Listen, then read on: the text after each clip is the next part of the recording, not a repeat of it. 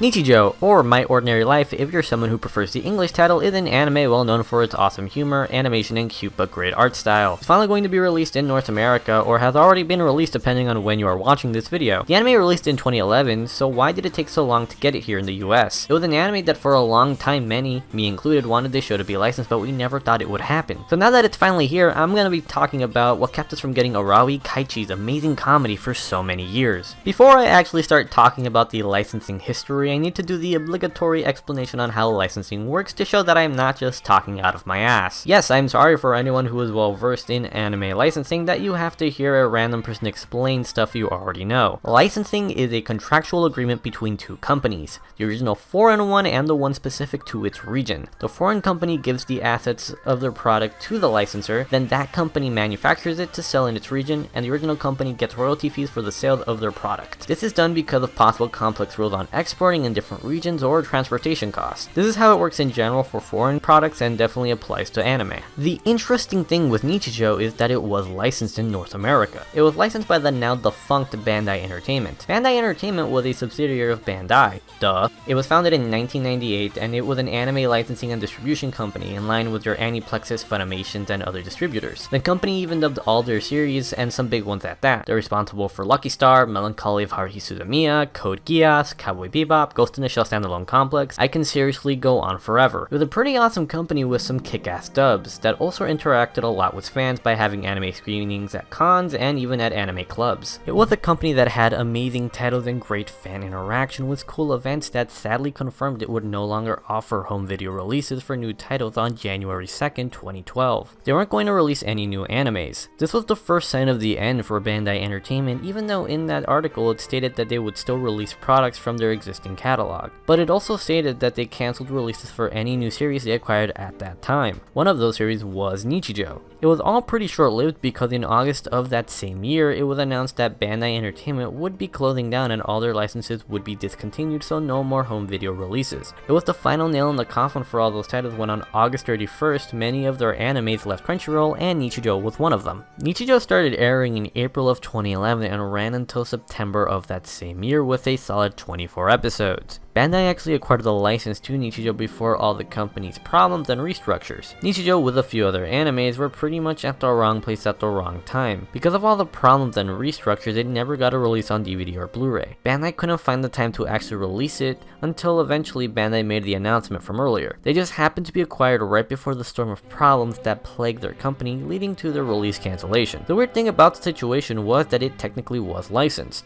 Even though Bandai was no longer releasing anime, they still had the distribution rights. They had the rights, but they weren't going to do anything with it. One of the benefits from licensing a property is, and I quote, protect intellectual property against cancellation or non-use. The irony of the situation this anime was in. There was still a glimmer of hope for a Western Nichijou release though. A lot of Bandai titles were being sold / relicensed to other licensing companies. Over the following years, many titles were being saved. Aniplex acquired Gurren Lagann, Funimation got many series, Cowboy Bebop, Haruhi, Code Geass, etc., and even Sentai Filmworks acquired K-On! Season 1 and Hayate the Combat Butler. This was the prime opportunity for someone to get Nichijou, but there was one big difference between this anime and the ones that were being saved. Those had home video releases. If you look at any of the animes that were being picked up from Bandai, all of those had already been released for home video. Those were animes that were already well known in the anime community and that had pre-existing fan bases. Those are the easiest ones to sell. The companies who are interested in them already know there is an audience ready to buy these now decade-old shows. They're pretty much a safe bet in getting their money back. On the other hand, for animes that were never released in the States, it's different. It's more of a massive risk because unlike the others, there is no way of knowing if these would do well. Even though Nichijou is super well regarded and highly praised by many, it actually did very poorly in Japan. The home video sales were barely above 1,000 and were nowhere close to breaking even. It was called, and it is, a sales failure. Nichijou was an even bigger risk because even the home reception was poor. If you were a company, would you really have acquired it when there were many other series that were for sure gonna turn a profit? As time went on, the other distribution companies weren't interested in more of the Bandai library, except for one.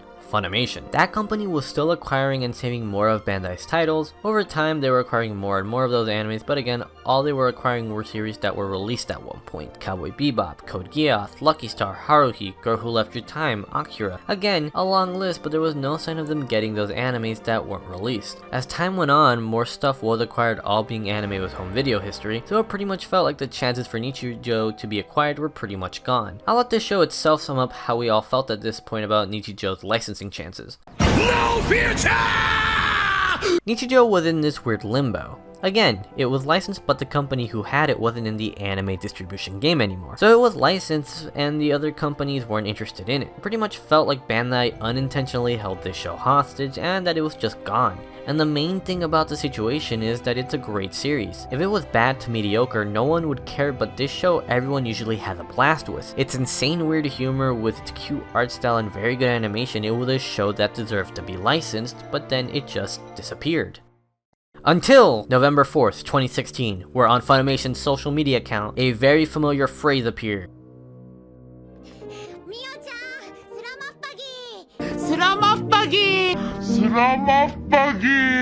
And everyone had the same reaction.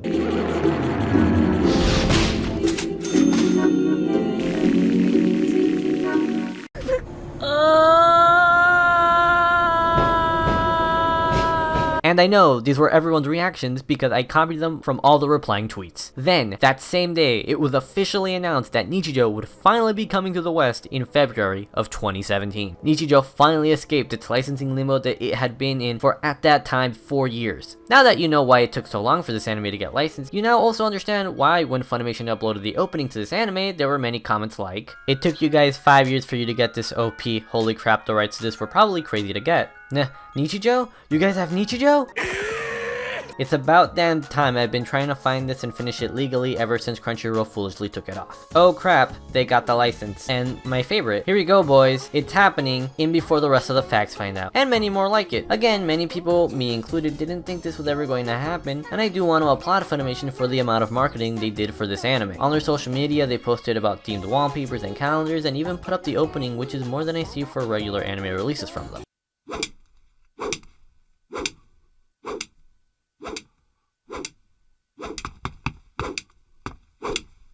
I'm super happy that it's finally here. I almost cried when they announced it, and a lot of people feel the same. Going to link below places you can buy Nichijou below because I really do want to support this anime that I never thought we would get here in the States. Not making money in any way, I just want to show my love for this anime that was saved. If you haven't seen it, I would highly recommend it, it's super funny. Are you guys gonna check out Nichijou, and how do you feel that it's finally available in the US legally? Tell me below in the comments. If you enjoyed this video, check out my last 2 videos. I make videos about anime all the freaking time, and if you hit the end of the video, I always appreciate that. And bye guys, thank you for watching, and see you in the next video.